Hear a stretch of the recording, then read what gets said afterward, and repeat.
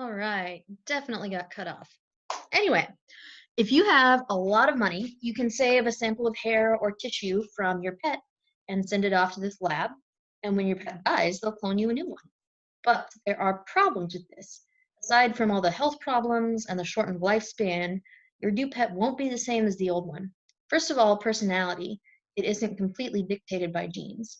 Maybe your old dog was playful and frisky, and the new one might be super lazy and not want to do anything. Also, patterns of coat color are different. For example, calico and tortoiseshell cats, they have patches of different colors in different places on their body, but size, shape, and location of these patches is completely random, and it won't be the same for a clone of your cat. And at this point, hello, I'm going to open the video again. Ah, this is Loki, god of mischief. I just woke him from a nap. So if I were to send off some of Loki's hair, which would not be difficult to find anywhere in the house, well, he has this nice little patch here and this nice little black patch here, and his nose kind of looks like he's been sniffing a Sharpie. Oh, come on, baby.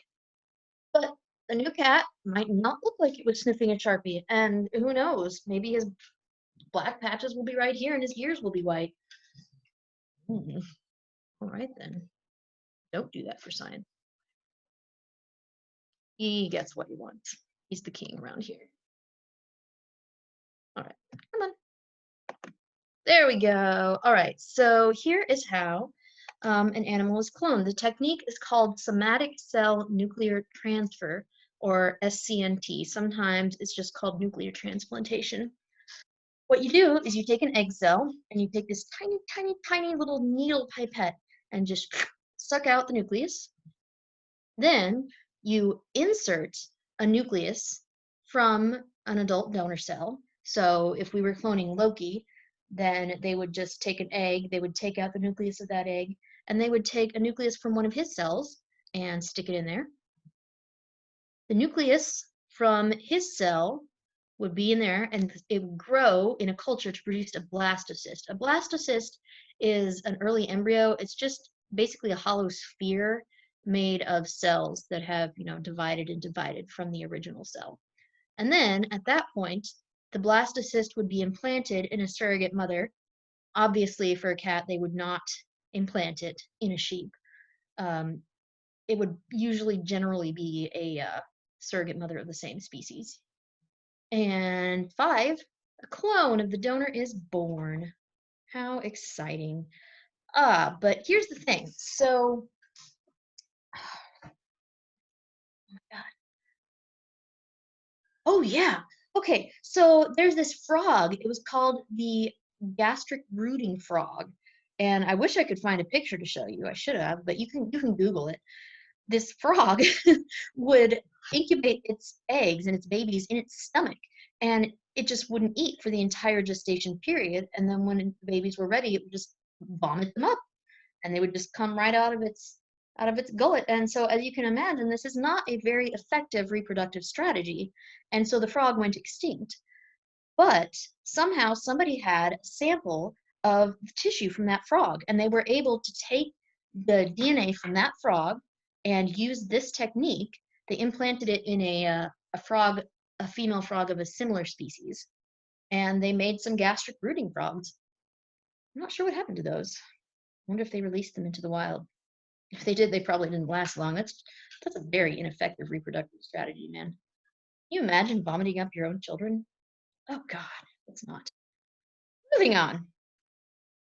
There's a lot of different methods to use to modify genomes, and a lot of them are used to make beneficial transgenic organisms, as we have discussed.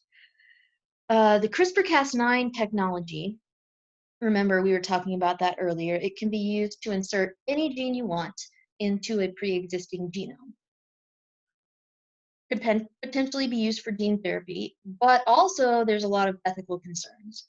So in 2017, some scientists created genetically engineered human embryos by targeting a gene involved in heart disease.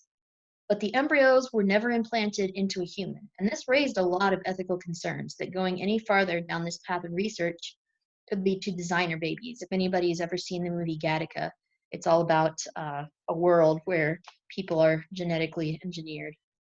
Cool. Very good. And the scary part about that is that it's possible. Um, Parents basically would be able to choose any trait for their baby. CRISPR-Cas9 is capable of that. And last year, a Chinese scientist blew everyone out of the water. He announced at a conference that he genetically modified twin girls to be HIV resistant. Here is an article about it. You can read about it. That's from December of last year. It's the most recent article I was able to find. Anyway, he used the CRISPR-Cas9 system to genetically engineer these girls, and it caused a huge uproar in the scientific community. At first, there was no way to verify if he was even telling the truth, and scientists were upset that he had violated all kinds of ethics. First of all, he somehow did the entire thing without his university knowing. When he was like in their research lab, I'm not sure how that worked, but somehow he did it. Second, there was evidence that the parents of the girls had been misled about what the experiment was actually going to do. Third, there was no way to verify that these girls were at any kind of risk of HIV exposure, so perhaps they didn't even need what he did to them. Fourth, no genetically engineered humans have ever been produced. And considering the difficulty that people have with animal clones, their reduced lifespan, their health problems, it's pretty unethical to do this to humans without knowing if they would be doomed to a life like that. At one point, he disappeared, and the public didn't know if he'd been abducted or gone into hiding or what. Since then, all his claims have been verified. It turns out that at least the father was living with HIV. The scientist was fired from the university where he worked. He's been fined $430,000 and been given a 3-year prison sentence. The gene that he targeted is called CCR5, and a functional copy of CCR5 allows the HIV virus to enter human cells. So what he did was replace the functional copy with a mutant one. And you can read this article all about it. It's quite fascinating. And watch this video about CRISPR-Cas9 and gene-edited humans. That's pretty cool too.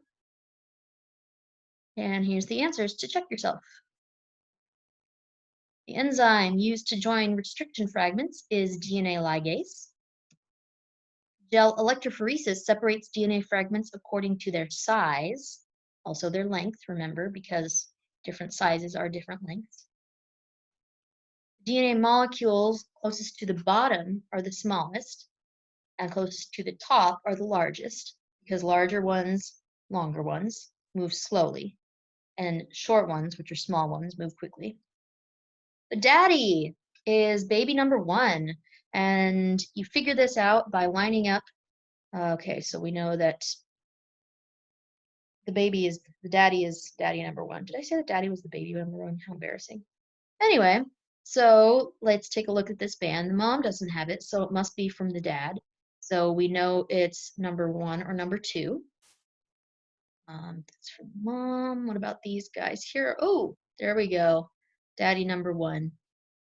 That's it, guys. Oh, and further confirmed by the fact that there's this band down here. All right.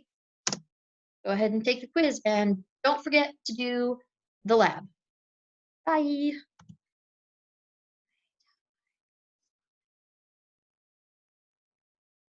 Yes, yes.